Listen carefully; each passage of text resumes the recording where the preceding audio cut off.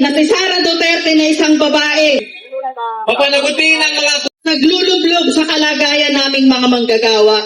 Nakakahiya pong isipin na si Sara Duterte na isang babae ay hindi mababa ang puso para sa mga manggagawa.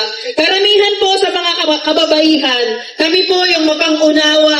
Hindi namin kaya agad gumawa ng kabalbalan, pagnanakaw, pero lahat po ng ito ay nasa Vice-Presidente po natin ngayon. Kaya ngayon po, bilang isang manggagawang kababaihang anak pawis, alam po natin na si Sara Duterte ay hindi anak pawis, kaya hindi niya po naiintindihan at kailanman pinakikinggan ang aming mga panawagan.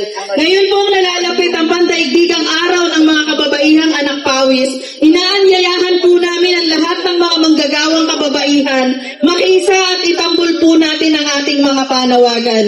Hindi po ito ibibigay sa atin ang libre ng gobyerno. Kung hindi po natin ilalaban at itatambol, isisigaw sa lansangan ng ating mga panawagan.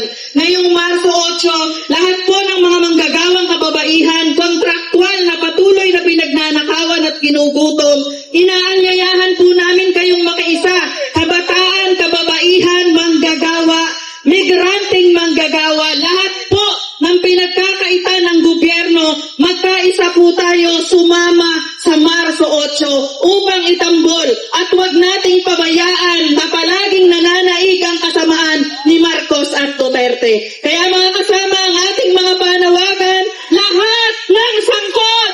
Dapat managot! Dapat managot! Lahat ng Maraming salamat po. Magkita-kita po tayo sa Marso 8. Impeach! Impeach! Impeach Sara now! Impeach! Impeach!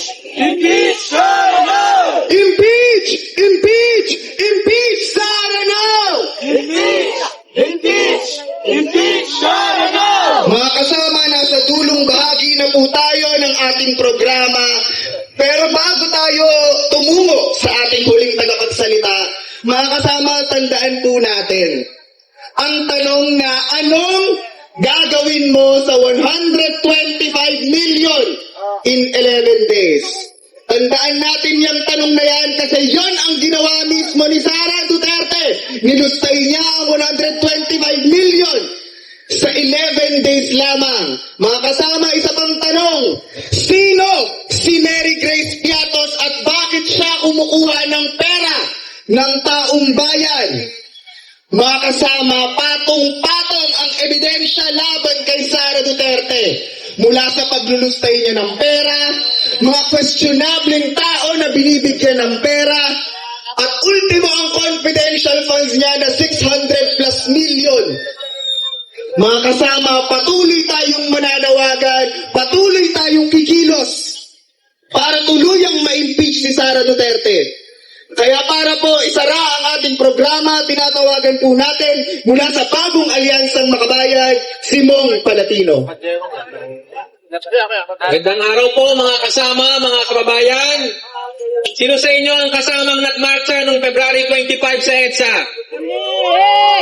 Maraming sa atin nagmarcha sa EDSA at isa sa sinisigaw natin, papanagutin ang mga kurakot, impeach si Sara Duterte.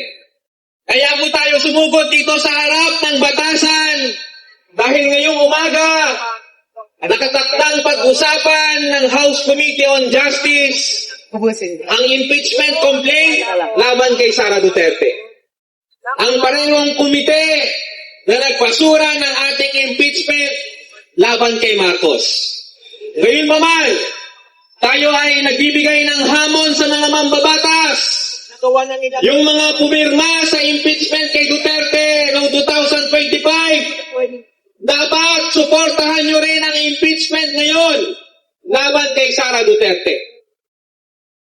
Yung mga mabilis na sumuporta sa impeachment ng isang taon, wala tayo nakikitang dahilan para hindi sila sumuporta sa impeachment ngayon. Kaya ang hamon natin sa Kongreso, huwag nang patagalin ang proseso. Mabilis na talakayin ang impeachment, ipadala kagyat sa Senado para magkaroon kagad ng paglilitis. Dahil kung maging mabagal ulit ang Kongreso, kung hindi ito pirmahan ng mga mambabatas na pumirma noong isang taon. Isa lang po ibig sabihin yan. Nasaan ang prinsipyo? Nasaan ang konsensya? Nasaan ang suporta? Ang paalala natin sa mga mambabatas, ang inyong responsibilidad ay maglingkod sa tao. Hindi maging tapat sa mga politiko, lalong-lalo na yung mga tatakbong pagkapangulo.